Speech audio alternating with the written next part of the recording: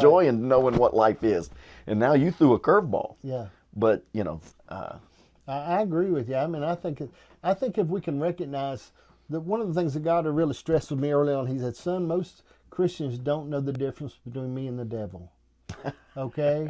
And they think the devil's trying to kill them and God's trying to help them. Yeah. I mean, my daddy whooped me one time for skipping school. I only skipped school one time.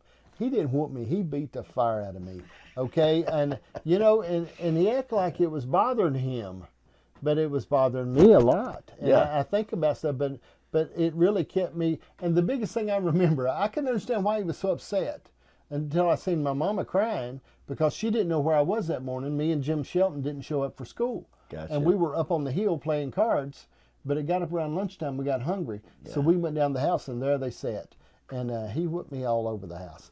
But I think of how, it didn't feel good at the time, but No. it changed me. And he said, if you don't want to go to school, tell me. Right. And I did. Yeah. I never went on Mondays or Fridays. And he would, I remember one time they said that Mr. Holbrook sent a letter home, with all my excuses on it. My Yeah. grandmother died several times and all these things. And he sent it home. My dad tore it up in little pieces.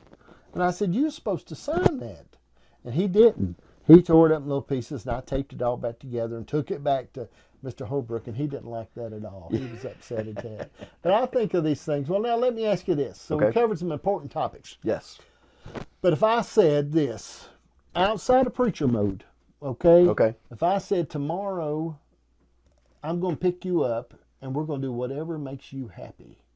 Whatever makes We're me going to, what makes happy. you, and this is a challenge, I know, okay? But because I have trouble thinking of anything that makes me happy. Yeah. Okay, but I mean, I think of what makes you happy. What would make you happy? It's tough, ain't it? It's a simple question. Right. But when your mind really has to think, you go through the cliche answers. Right. The I answers know. that you've been taught to say. Gotcha, yeah. And so, That's hard, ain't it? it's tough. It Yeah. is tough. I'll give you an example of me. I like organizing.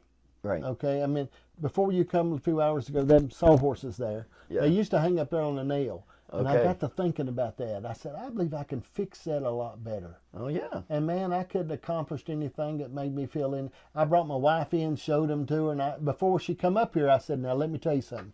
When you walk up here and I show you what I'm going to show you, you're going to get all giggly like you did when you was a schoolgirl and when I first married you. And you're going to try to hug and smooch on me, and because this is going to really make you're going to be all Yeah. romantic when Yeah. you see that.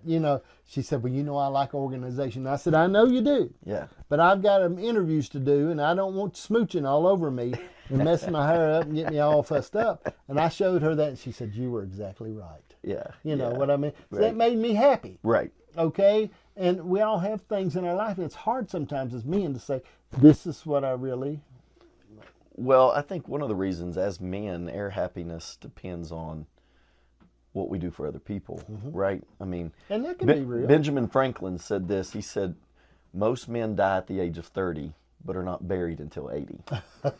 Oh, God. And that's, know, Yeah. and he says, because you have to trade your innocence in to protect the innocence of everybody that's on your watch. Right. And I think men do struggle with that. Makes sense. And so, but if you ask me what and I know that sound, but just being with people, man, I just love it. Right. You put me in a room with people, Right. and just, and I don't mean just church. If I make it to 80, I've probably done good. Okay? But I think about that, and it was like 5,745 days I've got left. Right. How do I want to spend them? Right. I'd rather spend it here sitting talking to you Right. than I would out there trying to make sure I got 4-acre lawn cut. Right. But if you like to cut a lawn, I'm not saying there's anything wrong with Right. it. Everybody's okay? got their thing. You got your stuff you like Yeah. to do, and we it's like women. We don't chase the same one, or you'd be after my wife. So I mean, it's stuff that you like. Right. Okay. So when I look at that stuff and think about it, when we talk about money, if you can recognize things that you really need, Sure. instead of just trying to get everything that you just want, Right. you'll really find a lot of pressure off your life. Oh, absolutely. Absolutely. The stress that it can cause, because again, you change its position, it becomes the source. Right. And it can't be that. Just No. like the wild tiger can't be at the petting zoo. Right. no matter how pretty he is, he's still wild. Yeah. And same way with money, you can change its position, but when you do, it's not going to give you what you need at that position Exactly. because it's made for this position. Right. And so, yeah, I agree with that. I just all right now. So you've talked about how much smarter you are now than what you was. did I say that? I didn't know if I Okay, said that. I've read into what I don't even know if said, smarter okay? would be the word I use. So Not as if- dumb, maybe. So if you could look back, Yeah, and there was little old Lawrence sitting over there, okay, and he come up and knocked on the door and opened up his shed, and you could say, "Let me tell you something, little Lawrence. Let me give you some advice." yeah. What would you say?